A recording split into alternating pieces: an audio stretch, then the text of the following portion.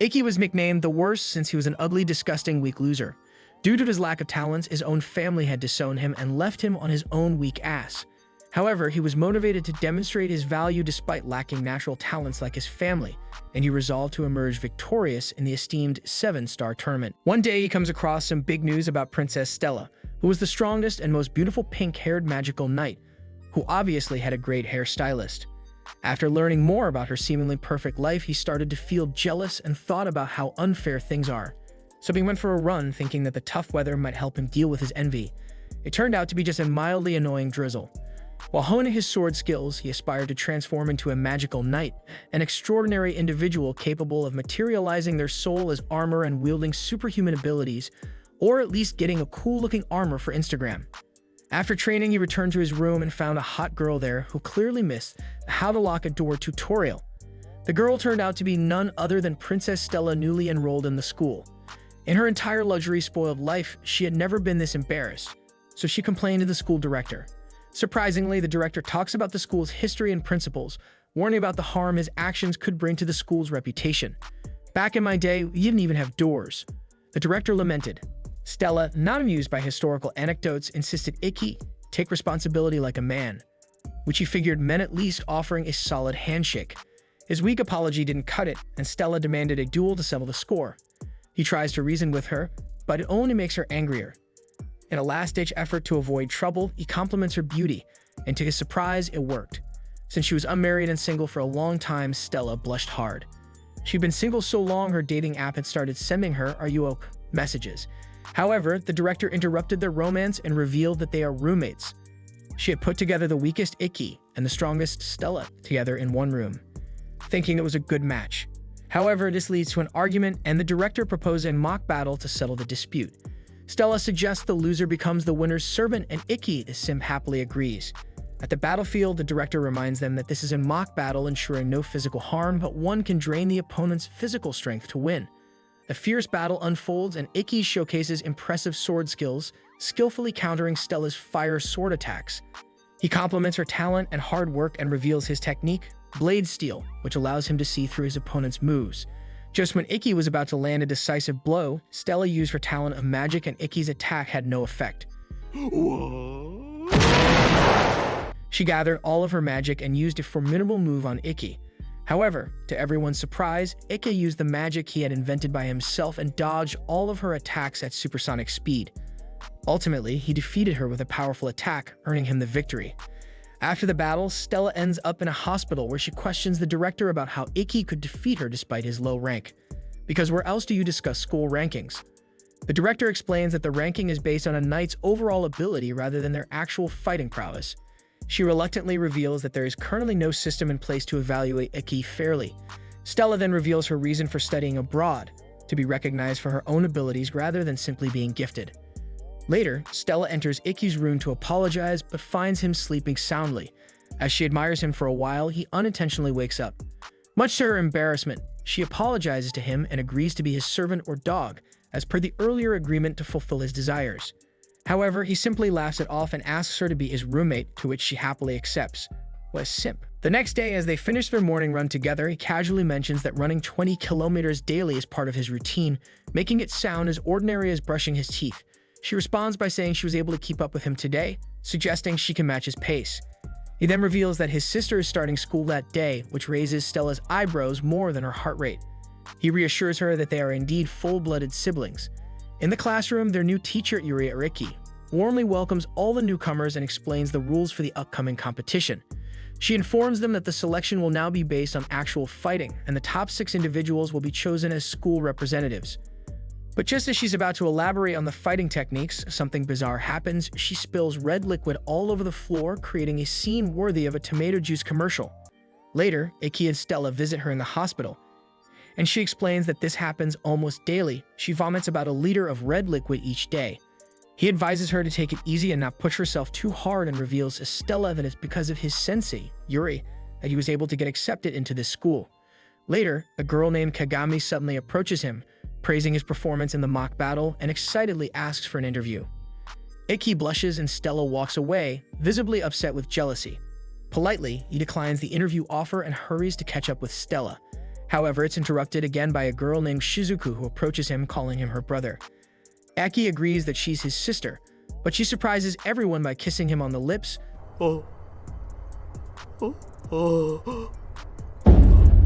leaving the onlookers gasping.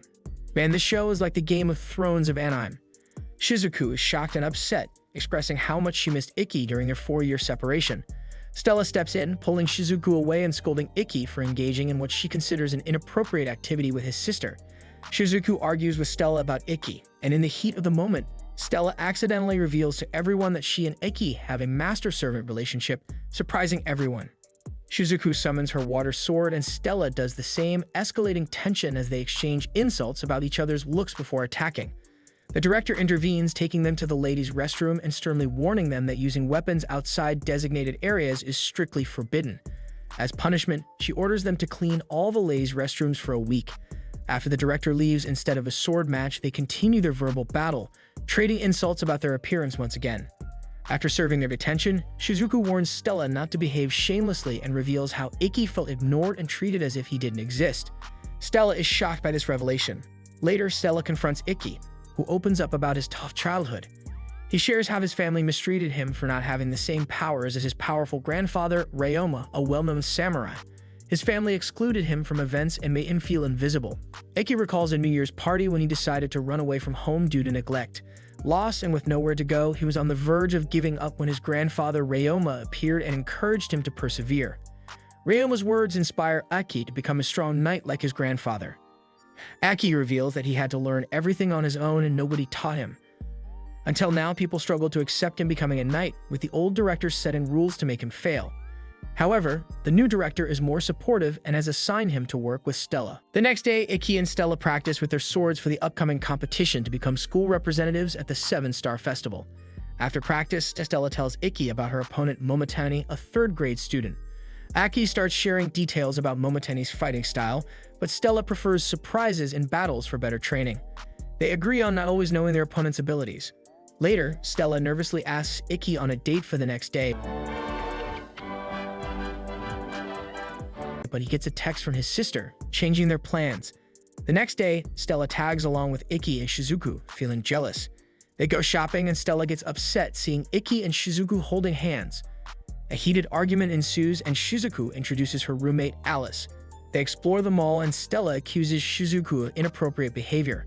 Later, at a restaurant, jealousy flares up as Shizuku accidentally spills ice cream on Stella's cheek. Ikki wipes it off, causing more tension. Shizuku criticizes Stella, while Alice supports and encourages her. In the men's restroom, Ikki talks to Alice about his reserved sister, Shizuku. They hear a noise outside and hide in Alice's shadow dimension. They discover potential kidnappers in the mall and decide to investigate. The school director grants them permission to handle the situation. Meanwhile, the kidnappers take hostages, including Stella and Shizuku. Stella intervenes when a child is threatened, using her fire attack.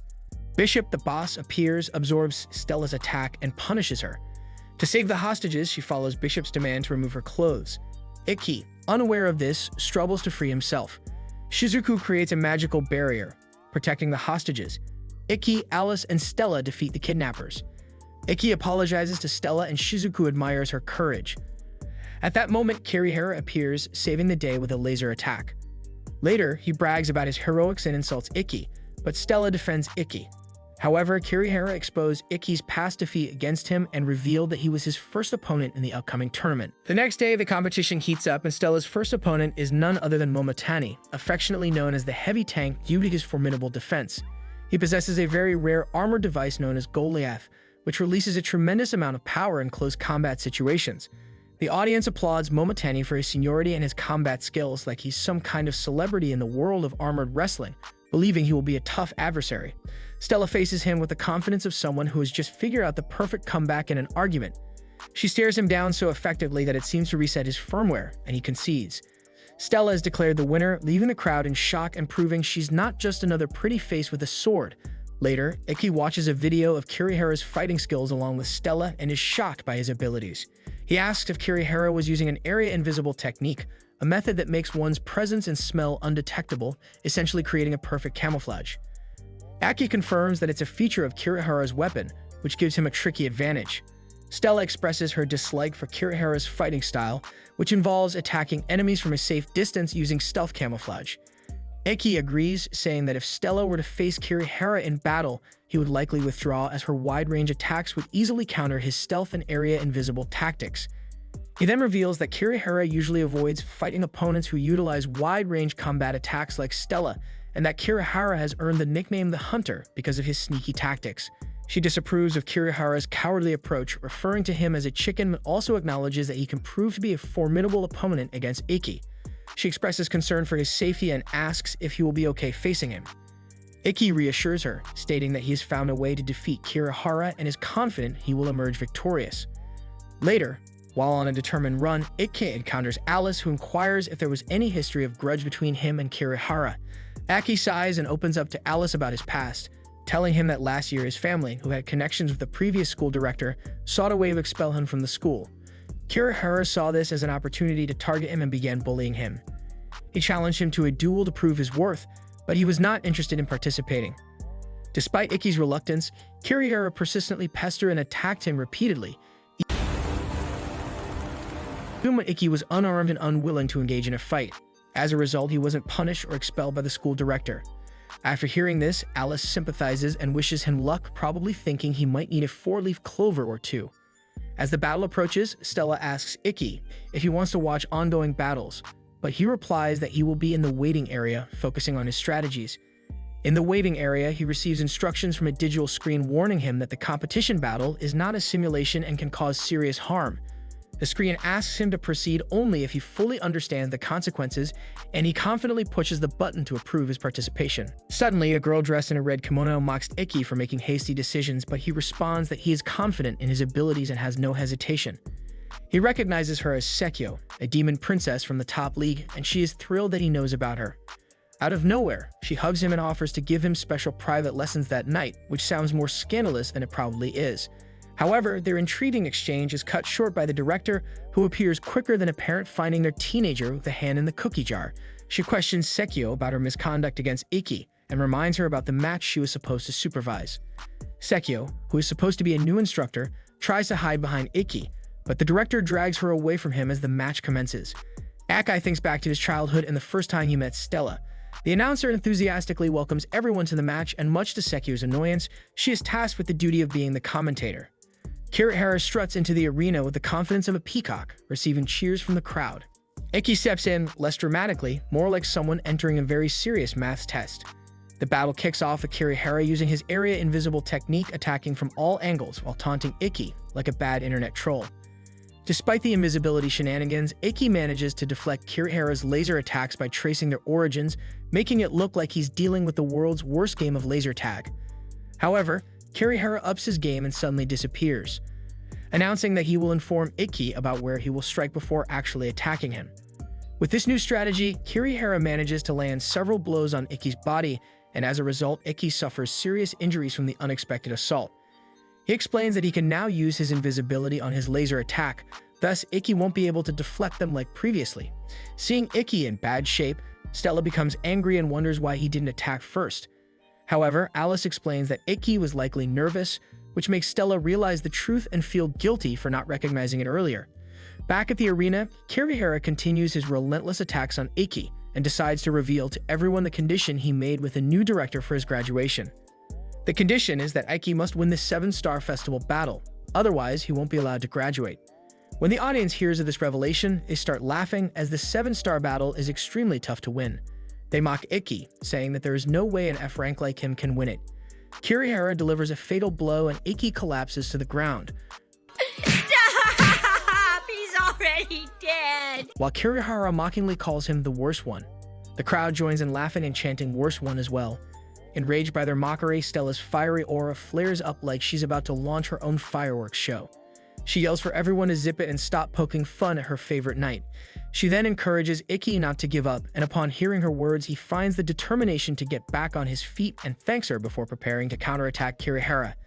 Eki decides to bank on his risky technique into Shura, and thanks to his supercharged determination and possibly Stella's emotional pep talk, he sees through Kirihara's moves. With a cinematic flourish, he defeats Kirihara, who probably didn't see that coming with his own invisible tactics. However, the strain of the intense battle takes its toll and Ikki collapses on the ground. Sekio explains to everyone that Ikki used his sword-stealing technique, which enables him to understand his opponent's logic and use it against them, just like he did with Stella during her mock battle.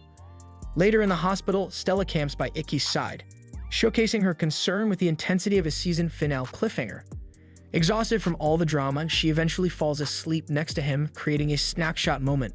Meanwhile, Alice consoles Shizuku, who is emotionally affected by the intense battle and its aftermath. When Stella wakes up, she scolds Ikki for watching her sleep without waking her up. However, he seizes the moment to confess his feelings for her, expressing how glad he is to have met her. Blushing, Stella reciprocates, landing a kiss on his cheek. In their tender moment, they promise to stick together, aiming for the highest knighthood and looking forward to possibly fighting each other in the final battle, because nothing says romance like planning your next duel.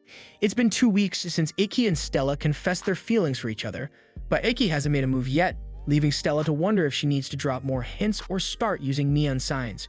She finds herself practicing with her sword, preparing for the upcoming battles, but her concerns about their relationship linger. Meanwhile, at the selection match, Ikki performs exceptionally well, winning 5 consecutive matches and thus re-establishing himself as a formidable opponent, shedding the reputation of being the worst one. The audience now refers to him as the uncrowned Sword King, possibly because an actual crown would mess up his hair. Later, after one of his matches, the reporter girl Kagami and her friend approach him and express their wish to learn swordsmanship from him. Without hesitation, he agrees to teach them. This makes Stella worried and jealous, as she fears that more people seeking Ikki's attention might create competition for his affection and potentially cause problems for their relationship. Seeing him getting the affections of so many girls, the boys in his class also start to envy him and decide to bully him. When the class begins, instructor Yuri-chan enters, but before she can start teaching, she vomits red liquid in the class again, turning the classroom into a horror film set, causing panic among the students and leading to the dismissal of the class. Back in their room, Stella expresses her frustration to Ikki, saying that he is too generous and should prioritize spending more time with her instead of teaching others. However, Ikki, being someone oblivious, doesn't fully understand her real concerns and casually responds that he doesn't mind helping others. Just as Stella is about to express her desire for a more involved relationship, she sees that Ikki has fallen asleep, which further fuels her anger and frustration. The following day, Ikki teaches the girls about balancing on one leg, a Chinese martial art technique to improve core strength. He explains that during a fight, more weight is put on one leg than both, making this technique essential. The reporter girl Kagami diligently takes notes of the lesson, eager to publish an article about it in the future. Seeing him surrounded by girls, the boys in the class grow increasingly angry and confront him.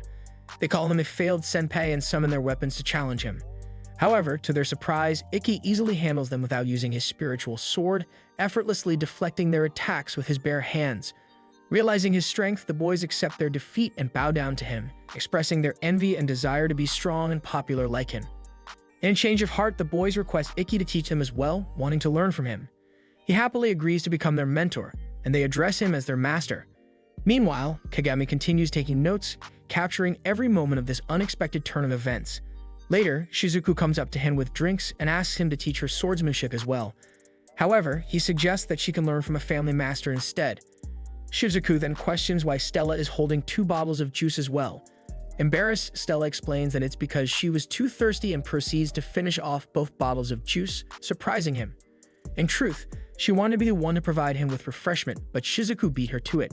So Stella pretends that the drinks are for herself to avoid appearing like a loser in front of him.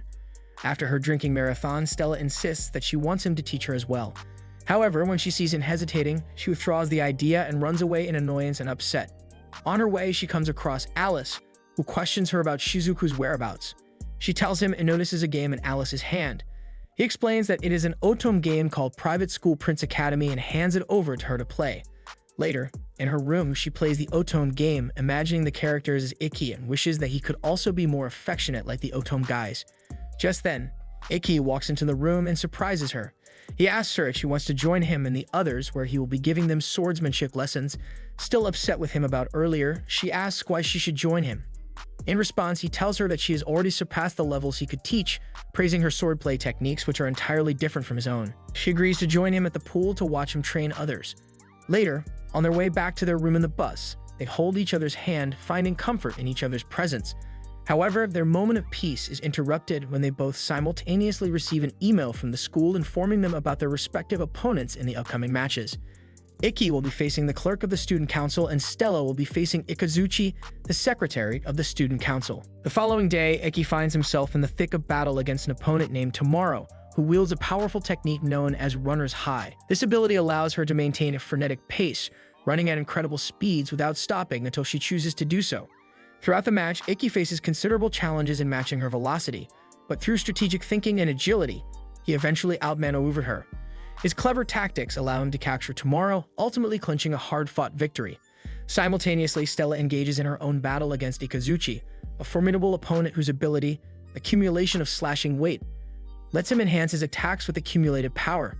Despite the intensity of Ayatsuji's assaults, Stella skillfully navigates the battle.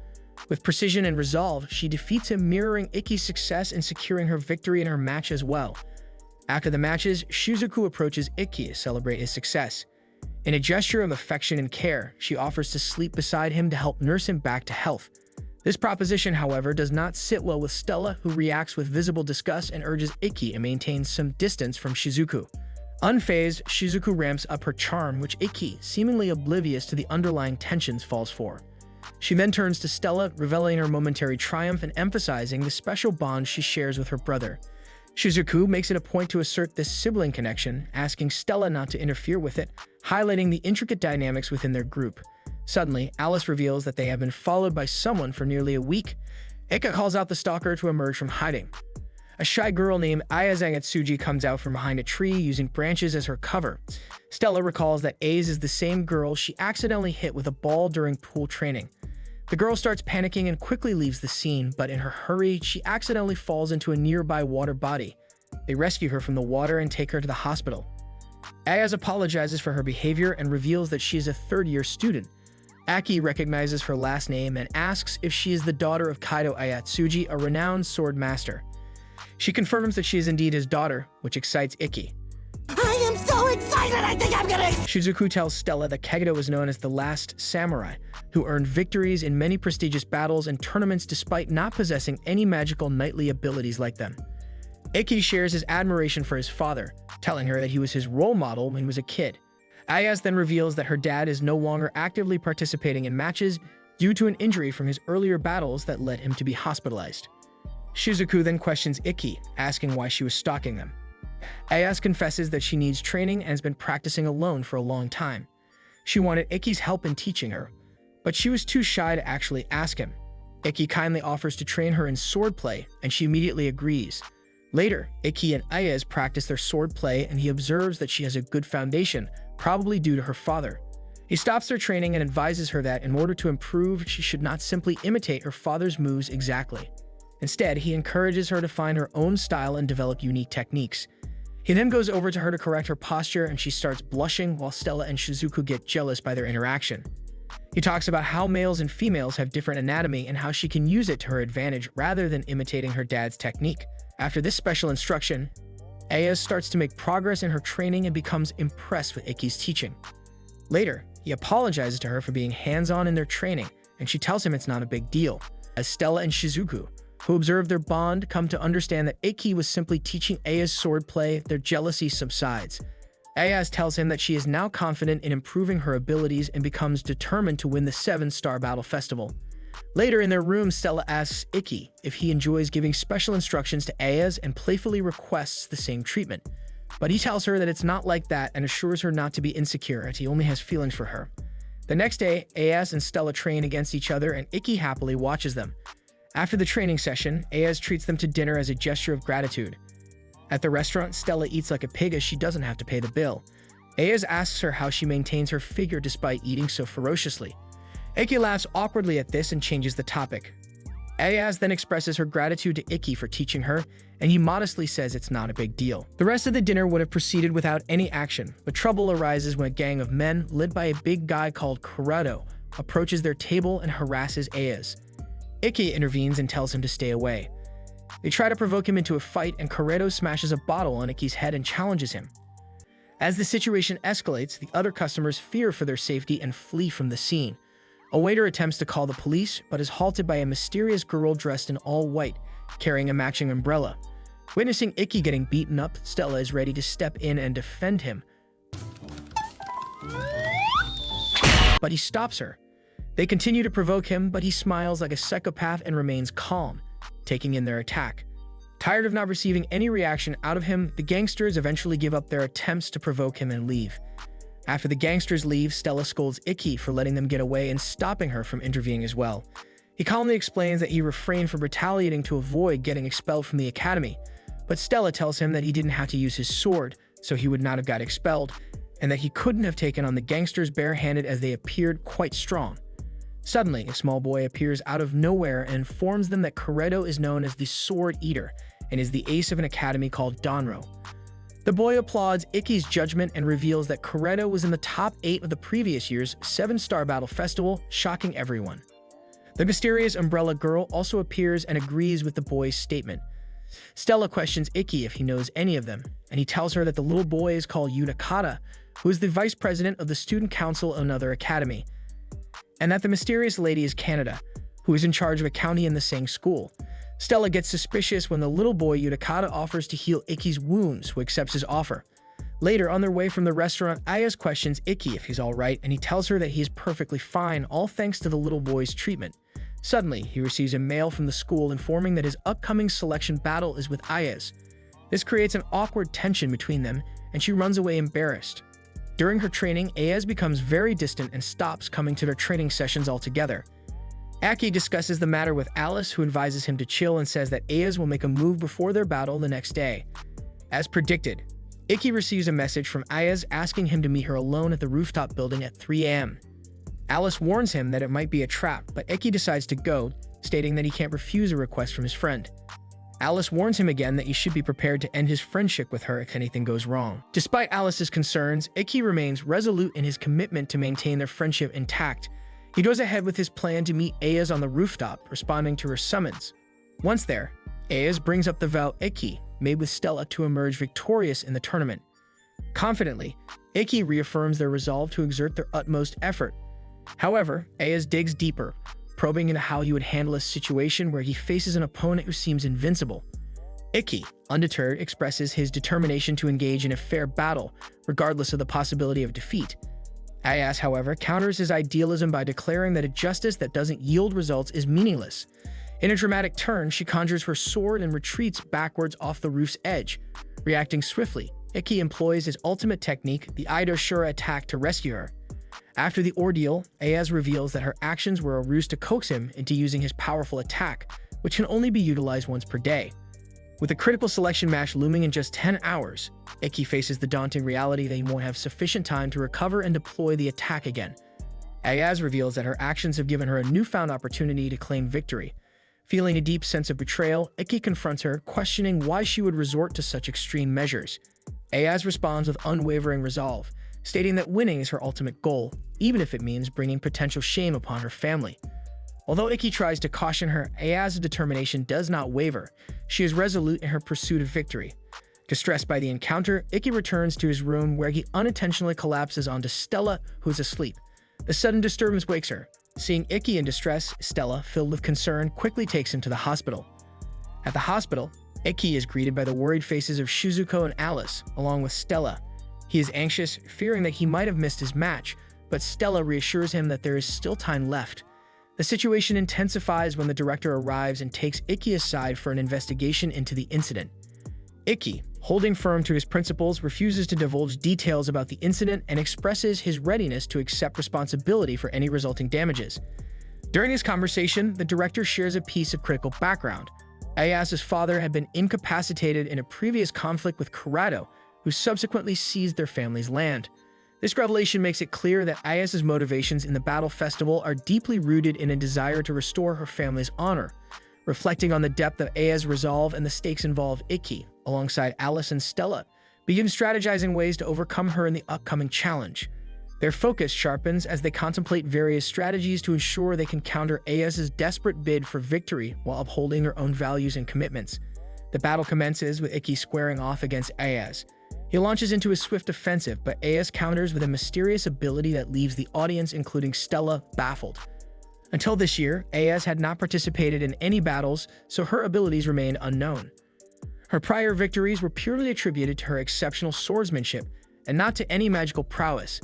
In the thick of the battle, Ikki finds himself in a challenging position as he continues to engage. Ayaz unleashes her Taste of Wind Scratch attack, which involves creating invisible whirlwinds and setting traps using her device. This technique allows her to generate hidden sword slashes, a unique capability of her device that is technically against the rules of the competition. Fortunately for Ayaz, this illicit aspect of her ability goes unnoticed by the officials. Despite the complexity of Ayaz's tactics, Ikki adeptly maneuvers around her attacks, avoiding the concealed dangers. His ability to dodge her maneuvers leaves Ayaz taken aback, prompting her to question whether Ikki has deciphered her strategy. She attacks fiercely and he collapses, realizing one more hit could worsen his wound. To counter, he uses irregular guarding and recalls requesting Yuri as the supervisor if he violated any rules during the battle. Unaware, Ayaz continues attacking. Ake tells her she's losing herself, ignoring lessons and her true abilities, trying to be something she's not. He encourages her to fight fairly with pride. She shouts about her father's fate, determined to help her regain pride. Ikki faces her head-on, countering all attacks with perfect vision. Ayaz realizes she needs to be faster than his vision, but recalls her family's misfortunes. She attacks with determination, but Ikki uses a powerful strike with his fourth secret sword and defeats her. Ake praises Ayaz for not giving up on her father's legacy, offering help to regain what she lost. He tells her that pride in their sword is crucial when one is pushed to the edge. Touched, Ayaz admits deceiving herself and feels miserable. Ikki assures her that the strength in her heart remains because she didn't abandon her father's memory. Grateful for Ikki's kindness, Ayaz seeks his help without a reason.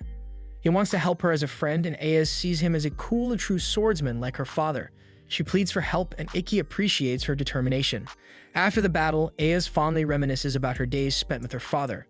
Due to his heart problem, he had to retire when she was still in junior school. However, he never gave up on guiding her and his other students with unwavering dignity. He taught her crucial techniques like relaxing her shoulders while keeping her arms strong, tightening her wrists without straining, and mastering the secret technique Tene Muho. Ayaz found these teachings challenging, but her father praised her for faithfully following his instructions. He constantly reminded her to take pride in her abilities, always uphold civility, help the weak, and stand against evil. Those lessons resonated deeply with Ayaz, and she carried them in her heart even after her father's unfortunate illness. Later that day, Stella reads on her phone about Corrado, who 3 years ago at Danko Academy unofficially entered other schools and destroyed martial arts schools around town. He is known as his Sword Eater, and Ayaz tells Stella and Ikki about that fateful day when Corrado fought her father. He made Kaido fall down, and her father apologized to her that he was not there when Corrado hurt her previously and attacked him with determination. Ultimately, Corrado defeated her father as she rushed to help him, filled with regret. Ayaz expresses to Stella and Ikki that she blames herself for not standing up against Corrado on that day and reclaiming their place. She regrets that she wasn't able to help her father when he needed her the most, and expresses her disappointment that Corrado's sword lacks pride and ability. It's nothing but barbaric violence. Ikki then takes them to what used to be her father's house but now belongs to Corrado. Upon entering, they see Corrado's gang members laughing, and Ikki approaches them and asks if they know about Kaido's whereabouts. After finding his location, they confront Corrado, who just mocks them. Ikki steps forward and challenges him to a duel on behalf of Ayaz, vowing to win back her family's house and school. Corrado taunts him, mentioning his lack of bravery at the restaurant. However, Ikki confidently asserts that this time is different. He reminds Corrado that although they are prohibited from using their devices outside of school without permission, this place once used to be a martial arts school. As a schoolmaster, if Corrado gives permission, they can engage in a duel. Corrado laughs and agrees, stating that Ikki needs to meet his qualifications before the duel can begin.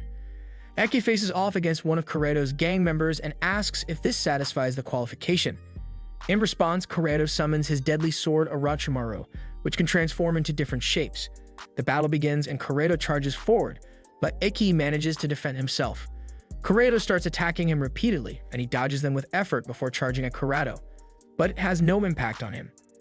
Ikki is puzzled by Corrado's abilities and wonders if he realized his intentions. Corrado then transforms his sword into a long, deadly, snake-like bone creature and attacks Ikki fiercely while mocking him. Despite his efforts, Corrado's incredible speed and reflexes make him seem unbeatable. Ikki barely manages to hold off his attacks, even after using his perfect vision. Ikki realizes that Corrado's ability lies in his speed and reflexes, which allowed him to defeat Kaido's father previously. Her auto applauds him for being the first one to discover his ability called the marginal counter. After the first battle, they proceed to attack Ikki from two directions at the same time, but he manages to dodge their attacks by using his irregular guarding move. So Kuredo attacks him from all four directions, overwhelming him and causing him to lose balance and avoid the fatal attack. They continue fighting, and Ayaz notices that the fight is similar to what happened to her dad. She tries to intervene, but Stella stops her, explaining that if she interrupts, she won't get her family's home or school back. Stella adds that Eki is enjoying the fight and trying to figure out how to defeat Kuredo. As the battle rages on, Ayaz realizes that her father's defeat wasn't because he was weak, but because Kuredo was a formidable opponent. Observing Ikki enjoying the battle, she realizes that her father must have felt the same joy in his last fight and remembers him apologizing for being that way even though he truly enjoyed it. Regret floods Ayaz as she now understands her father's words, and she starts crying, realizing that she is not a true swordswoman as she couldn't fully comprehend the mind and soul of the fighter. Stella discerns Kuredo's weakness, constantly attacking due to his marginal countermove, which is causing him to exhaust his stamina. Meanwhile, Kuredo praises Ikki's stubbornness, and Ikki responds by saying that he hates losing and is having too much fun to end the battle. Determined, Ikki promises Ayaz that he will avenge her father's misfortune and strikes Kuredo, surprising him with the essence of Kato's technique. He successfully employs Kato's secret technique Tene Muvo, which Kaido had attempted to use in his last battle but failed. Ayaz is amazed that Eki knows this technique, and Stella reveals that she experienced the same technique from him during her mock battle. Impressed by Ikki's performance, Kuredo asks for his name and tells him that they will continue their fight at the 7-Star Battle Festival before leaving, and tells him to do whatever he wants with this place after the battle. Ayaz apologizes for not understanding the true meaning of swordsmanship, but Ikki assures her that it is not her fault. The only reason he won today is that he learned Kato's secret technique by observing her moves. He believes that she is the true successor to her father's legacy. Ayaz expresses her gratitude for his encouragement and tells him that she needs to become even stronger to be confident enough to carry on her father's legacy. Together, they decide to rebuild the martial arts school that once belonged to her father. Later, Stella informs Ikki that Ayaz has apparently confessed to the selection match committee that she committed foul play in her match against him, resulting in her removal from the election matches and a suspension of 10 days. They both appreciate Ayaz for taking responsibility for her actions. Just then, Stella receives a message from Ayaz revealing that her father has regained consciousness. Excited about the news, they celebrate each other's company, but their joyful moment is rudely interrupted by Shizuku and Alice, who were eavesdropping on their conversation from behind a bench. Stella quickly comes up with a cover story, pretending that they were only having a thumb wrestling match and nothing else was going on. Stella and Shizuku exchange insults as they usually do, leaving Alice and Ikki standing awkwardly in the middle of their banter. In the upcoming battles, Ikki continues to secure victory, winning the last 12 matches consecutively without a single loss. His incredible performance earns him the admiration of the crowd, and they hail him as a master, referring to him as the Another One. Impressed by Ikki's exceptional performance in the selection matches, the director recognizes him and Stella as star students with great potential in their year. As a result, the director assigns them to the school's training camp in a place called Okutama, where they will receive proper training. Excited about the journey, Stella exclaims about the fresh air and appreciates the director for organizing the training camp. Ikki agrees that it is nice to get a week off from school. They cross beautiful locations on the way, and Stella gets excited. Meanwhile, Alice and Shizuka are at the metro station. She expresses her unhappiness that she couldn't stop her brother and Stella from going on the trip, and asks him to come along with her to cheer her. But he tells her that he unfortunately made other plans for today and sends her off on a train, encouraging her to be strong before he leaves. At the training camp, Stella enjoys spending time with Ikki and encourages him to do more lover's stuff and proceeds to kiss him. Instead of returning the affection, he stops her and points to a group of people who happen to be the student council members. After reaching their lodging, Stella and a boy called Renren have a fierce badminton match using their magical powers. They seem to be evenly matched, and everyone witnessing their match wonders what kind of nonsense the game is, as it is not a typical badminton match. Ikki asks the White Lady Canada why they are here, and she responds that they have to work for the student council and asks if he is here for the same reason. He realizes with shock that she and Stella have been tricked by the director. Later, Stella is made to clean the floor of the training camp, and the Umbrella Lady informs her that the training camp will take place here only after a month. Until then, they all have to clean the entire camp in preparation. Stella regrets coming and realizes that the student council's job is more boring than she thought. Everyone is cleaning with great enthusiasm except her, and she begins to see the student council members in a new light, realizing the responsibilities they hold. The little boy, Inakata, reveals that they only asked the director for an extra helping hand, and the director sent him to Stella. He tells Ikki that their student council president, Tapado, has been dying to meet him at least once. Canada informs him that Toka has been running late doing some errands and that she will soon join them after their boring cleaning work.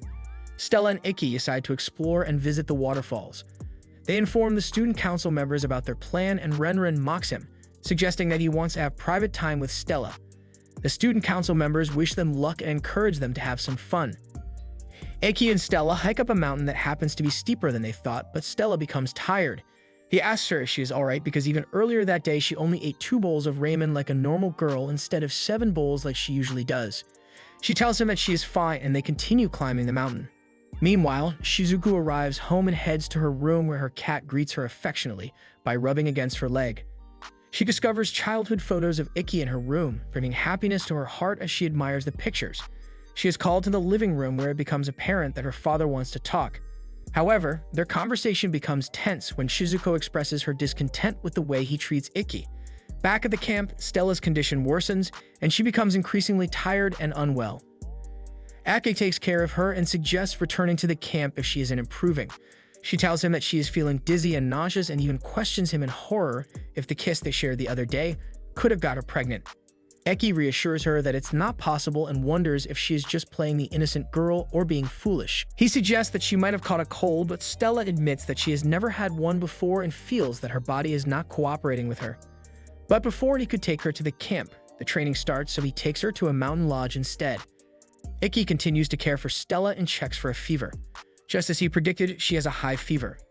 After comforting her, they talk about their relationship, and Ikki expresses his desire to proudly talk about their relationship to both of their families. Just then, he's interrupted by a phone call from the student council members who are concerned about their well-being. Aki explains the situation to them, informing them that they are currently inside a mountain lodge waiting for the rain to subside. Unbeknownst to them, the Stalker is watching Ikki and Stella and is reporting their location to someone on the phone. Meanwhile, at Shizuko's home, she and her father continue their tense conversation, and she eventually decides to leave, stating that she only came home because of her mother's messages. However, her father reveals that he was the one who wrote those messages pretending to be her mother, as he knew she wouldn't respond to his texts and would respond to her mother's. Shizuko asks him what he wants, and he claims that he is merely concerned about her well-being. He expresses pride in her for winning all 12 selection matches and assures her that he is confident she will become the school representative and participate in the 7-star tournament. However, she scoffs at his words and points out that Eki is also doing well in the selection matches, questioning why he doesn't care about that. She then leaves. Back at the mountain lodge, Ikki hears some noise and goes outside to find a giant being made of rocks attacking their lodging. He rushes back in to protect Stella, carrying her to safety under a tree before facing off against the giant rock monster, summoning his sword. Eki attacks the monster, but to his surprise, it splits into smaller rock monsters, making it difficult for him to defeat them. The monsters attack him and head towards Stella next. Just then, Renren arrives and rescues Stella, passing her to Ikki. The rest of the student council arrives and fights the rock monsters. Aki speculates that the monsters must be controlled by a magical knight. Utakata joins him and explains that this has to be the work of a person using the steel wire ability. He further explains that individuals with a steel wire ability use magical strings to remotely control inorganic substances, like these rocks. Suddenly, the president of the council, Topatoto, arrives and joins the fight.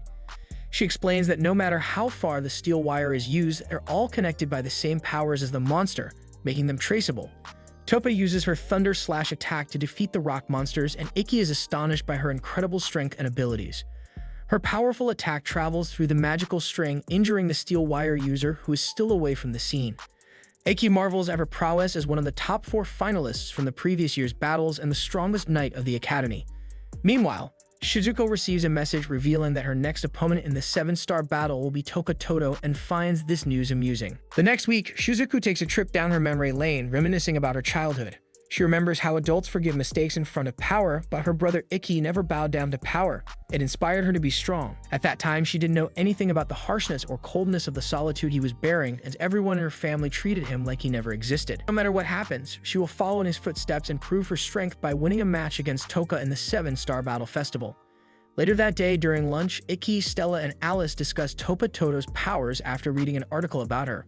Alice questions Ikki about Toka, but he replies that he didn't get to talk to her much and only witnessed a fraction of her power during her battle with the rock monster. But even that was enough to confirm the rumors that she was very powerful. Stella worries that Shizuku might lose, and Alice tells her that she's having mock battles with upperclassmen who are lightning users to prepare for her battle with Toka. He further explains that Shizuku's ability to control magical power at a very high level allows her to create ultra-pure water that doesn't conduct lightning, countering the natural disadvantage water has against lightning. Despite this, Ikki is still worried about Shizuku, and although he wants her to win, he doesn't want her to be hard on herself. Later, Shizuku shares her feelings with Alice, expressing her love for Ikki and her desire to be strong to help him. She vows to show her strength in the upcoming match and prove herself. Afterwards, the battle between Shizuku and Toka begins. They face each other in the arena, and the commentator announces that Toka is the #1 on the ranking list. She tells the audience that she is so fast that one can't avoid her, and her golden lightning flash attack will strike her opponent in the blink of an eye. Shizuku summons her sword first, and Toka follows suit by summoning her thunder sword. She is recounting back to her childhood how she loves her brother and is determined to win. For a while, neither of them moves and simply stares at each other, confusing the audience and the commentators. Instructor Sekio, who is the supervisor of this match, explains to the commentator that the candidates are waiting to see how their opponent will move, as they are both strong enough to be a 7-star champion. But the one who moves carelessly will lose. Eki knows that Shizuku doesn't want to make the first move in this match because Toka has the strongest weapon she can use in close range. He reveals to Stella that her noble art was so strong and intense that Toka was nicknamed after it as the Reikuri, a super electromagnetic sword-drawing technique. He explains that in the past, Toka used this technique to defeat many of her opponents. Once she draws the sword and uses the technique, one can be sure that she will slash her opponent down, and no one has been able to survive her close-range attacks before. Shizuku creates a protective barrier by creating an ice field. Toka instantly avoids this and makes a counterattack from long distance, as predicted by Shizuku. She summons a giant wave and sends water bullets across to Toka, who deflects all the water bullets with her thunder sword and hits back at the wave.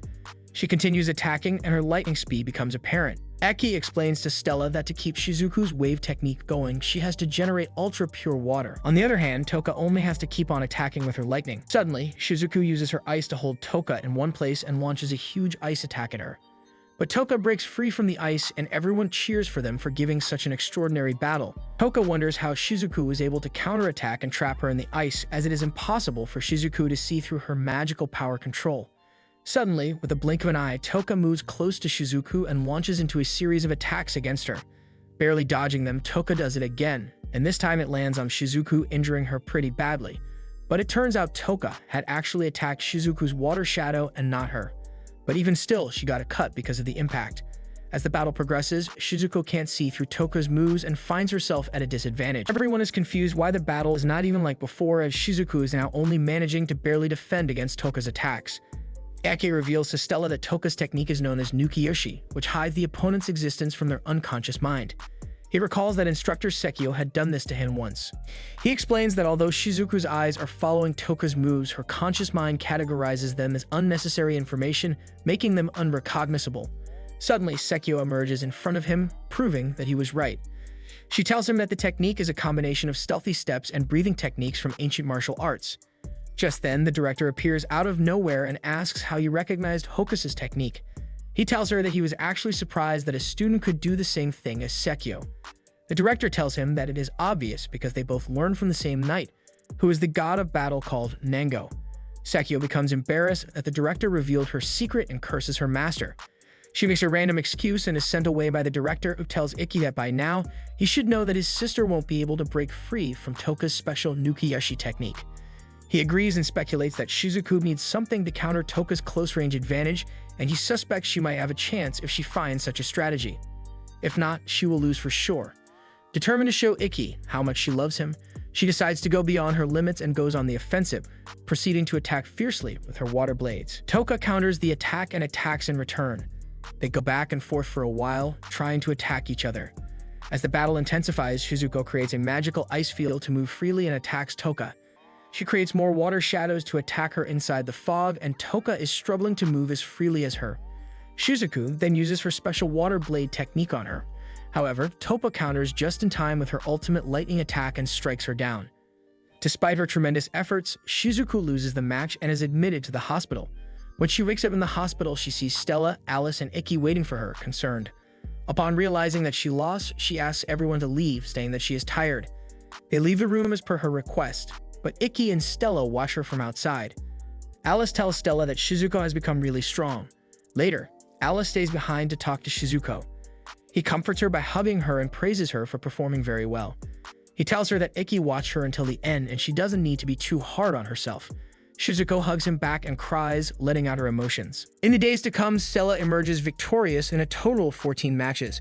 Following each battle, she and Ikki take leisurely strolls in the woods, engaging in discussions about their progress in the ongoing matches. With a playful tone, Stella credits her newfound strength and increased stamina to Ikki's training sessions, humorously labeling them as torture. During their conversations, they reminisce about the promise they made to participate in the 7-Star Festival finals and mutually agree that winning all the remaining matches is the key to achieving this goal. Meanwhile, at school, notices begin to circulate, indicating that only 4 matches remain for the selection of the school representative. The director at the school takes an interest in Akaza, a shady old man associated with the International Federation Magical Knights. In a meeting with Ikki, she probes into Ikki's knowledge of Akaza and expresses concerns about his potential secret activities around the school. Ikki confirms his familiarity with the man, recounting a few encounters during his time living in his parents' house. The revelation that Akaza is now working under Ikki's father prompts the director to share her suspicion that he might be covertly investigating the school. While expressing surprise at Akaza's alleged actions, Ikki attributes them to the man's personal animosity towards him. Later, Stella and Ikki receive a request to visit the student council. Upon arrival, they are warmly greeted by Toka Todo, the president of the student council. However, the reason for their visit remains unclear as Toka instructs Utakata to return comics to the shelf and scolds other members for misplacing their belongings. Perplexed by the trivial nature of the request, Stella and Ikki observe the scene, wondering about the purpose of their visit.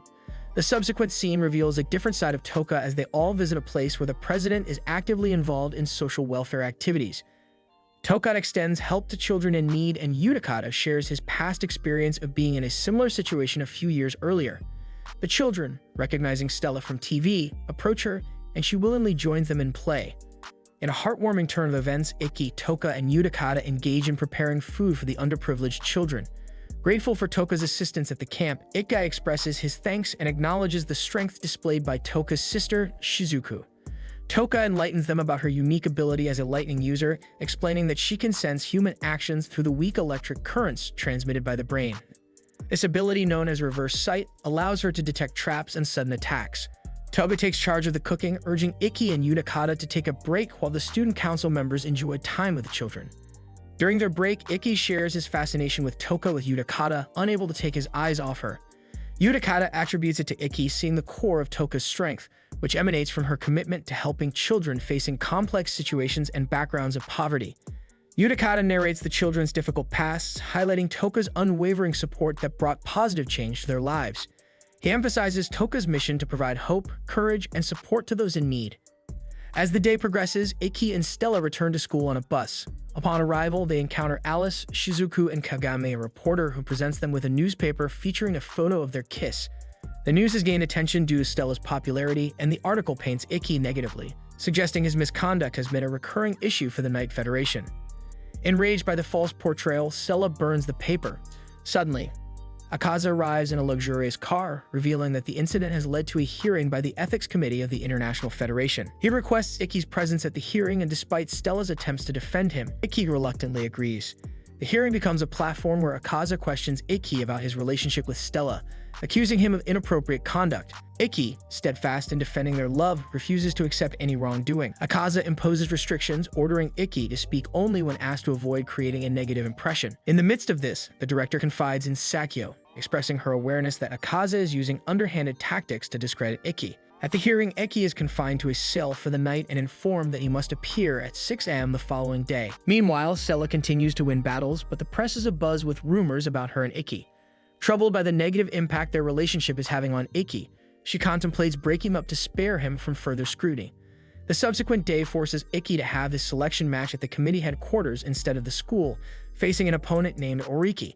Personal conversations are prohibited during the match, adding a layer of complexity to the already challenging situation. Back at the school, Shizuku, Alice, Stella, and Kagami engage in a conversation about Ikki in the school cafeteria. Kagami shares a new article reporting Ikki's narrow victory, and Alice reveals that the news is under the influence of the Ethics Committee, leading to a biased narrative against Ikki. Overwhelmed by guilt and remorse, Stella seeks advice from her friends, considering whether breaking up with Ikki is the right course of action. In a surprising turn, Shizuku intervenes, hitting Stella with a water attack and conveying the importance of understanding Ikki's sacrifices. She warns Stella against betraying him, emphasizing the depth of Ikki's commitment to their relationship. In the following days, Ikki continued his winning streak, achieving victories in a total of 16 battles. Instructor Yuri-chan offers support during moments of exhaustion, secretly providing Ikki with a token of encouragement from Stella. The gesture involves a piece of Stella's hair, offering Ikki renewed determination for his upcoming battles. Meanwhile, Stella remains dedicated to winning her matches to fulfill the promise of facing Ikki in the finals. Ikki takes a bold step by requesting Akaza to arrange a meeting with his father, Itsuki Kurigan. During a meeting, Itsuki acknowledges Ikki's victories in the selection matches, but bluntly expresses reservations about his perceived lack of talent.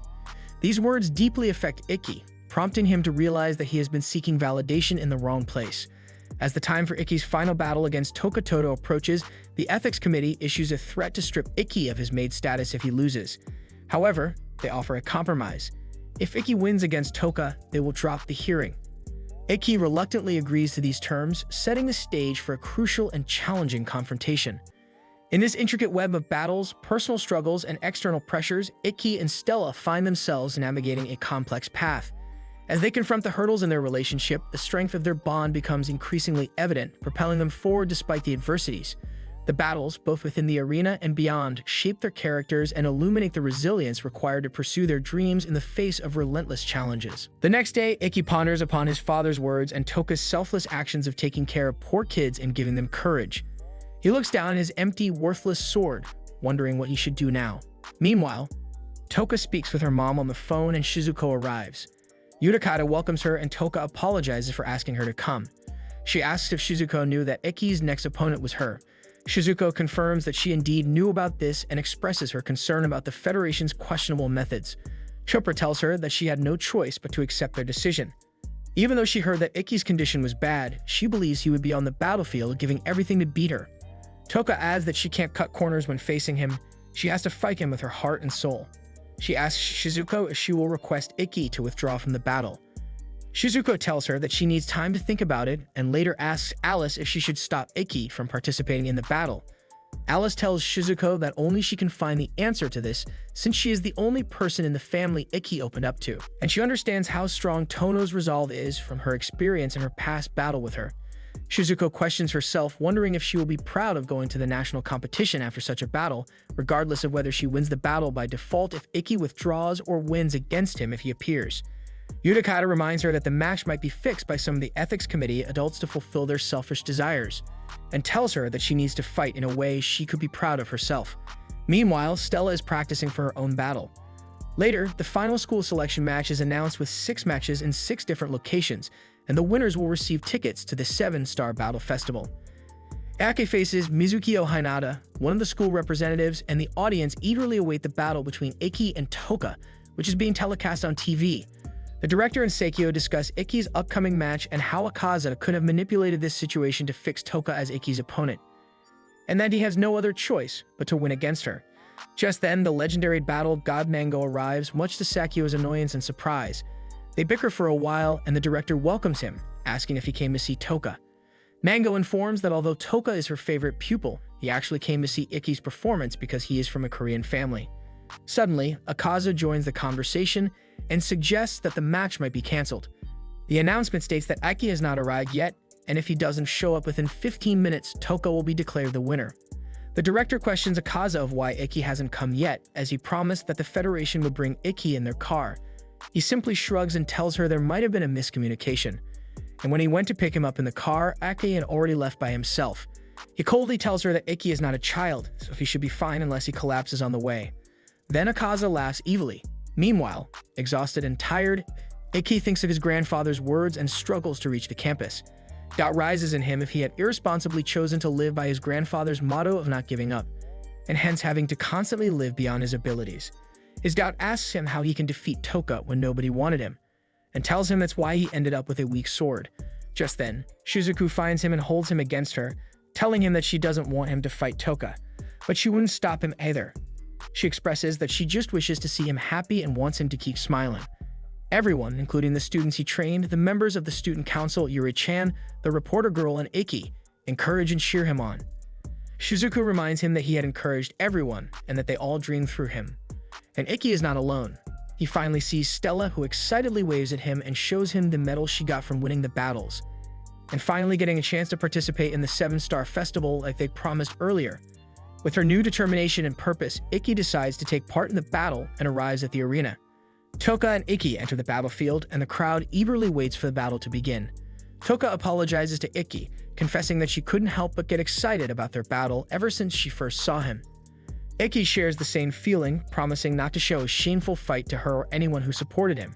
He swears to give his strongest effort to beat her. They summon their swords and the final battle begins.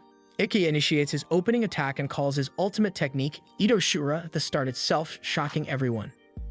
Stella, however, remains calm, believing he decided to fight straightforwardly without using any tricks to win. Toka realizes if she manages to avoid his attacks now, she will surely win the battle. Ikki is inferior in strength compared to Toka, but he puts his all into the extreme moment to land one perfect swing. Toka prepares to counter with her ultimate lightning slash attack, but Ikki summons his 7th sword and strikes her before she can counter. She collapses on the ground, and thus Ikki emerges as the winner, shocking everyone. Nango questions if Toka lost on purpose, but Nango explains that Toka used all her power to counter Ikki, who expanded his limit at the last moment to strike her down with something beyond. In her Shura, Sikio suggests naming this new technique in Tortsu, something more extreme than extreme, overwhelming like a demon or monster. Akaza couldn't believe it and screams that it is impossible and goes to do something to discredit Ikki's success. But the director tells Sikio that it is too late, as Ikki had proven himself, and no one could deny him his victory anymore. As Ikki struggles not to collapse, Akaza tries to attack him, but Stella defends him and confronts Akaza for challenging Ikki in such a condition with her sword and rushes to Ikki, expressing her love for him just the way he is. Ikki realizes that Stella's warmth is what saved him and asks her if she would be his family. She accepts the proposal and agrees to be his bride. Everyone cheers for Ikki and Stella, and Shizuku accepts the reality of their relationship. Meanwhile, Itsuki receives a call from the Emperor of Vermilion, Stella's father, who informs him that he found out about Ikki's proposal to Stella. Itsuki quickly apologizes, but the Emperor dismisses it, suggesting that their kids should be kept out of the adult schemes and wishes for their happiness. Later, the winners of the selection match for the 7-Star Festival are announced: Ikki Canada, Alice, Stella, and 2 other girls. They will be participating in the 7-Star Festival and tournament as the school representatives. The director then calls Tapa to the stage, where she announces Ikki as their new president, and the audience cheers for him as their leader. She expresses her pride in him. Ikki credits her for his growth. Toka encourages him to carry the hopes of those who lost and to reach the top of the 7 Stars tournament with the school's flag, and he promises to do so. Later, Ikki confides in Stella. They used to think he didn't care about others' opinions as long as he knew his worth, but being acknowledged by others actually feels good, especially by someone he likes.